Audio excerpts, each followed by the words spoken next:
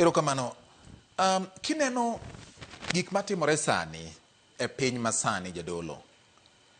Ma nyisa ng'o e chunyi, nyisa ng'o e wang'i, nyisa ng'o e kiny mar piny kod kiny mar oganda.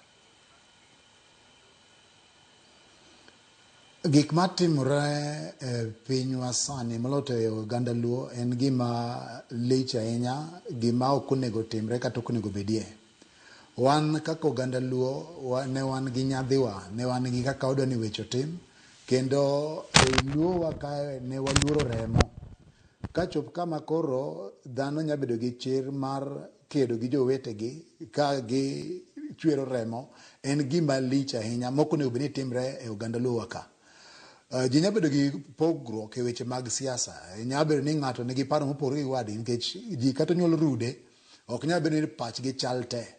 Koro onego bed ni wan gi gima iluongo gi dho ngere ni political tolerance. To gima waneno sani ni ok en gima onego bedie. En gima kaka jadolo en gima nyaka wakwed kendo wakwed gi e okang' mager ahinya mondo kik gik ma kamae dhi nyime.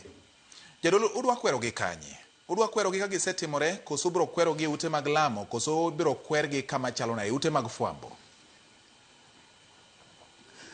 Wabo kwero gi kuonde ma wanya kwero gi ete. Wabo kwero gi udi mag lamo, wabo kwero gi kuonde fwambo gi keyo, wabo kwero gi nyaka street, wabo kwero gi ka watimo counseling ne josiasa ma kamago.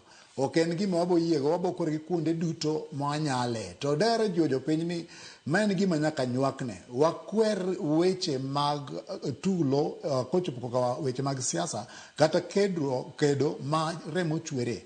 Onego wakwede, ok odewo ni jadolo kata ok jadolo. Ngima dhano ok en gima inyakaw mayot kamano.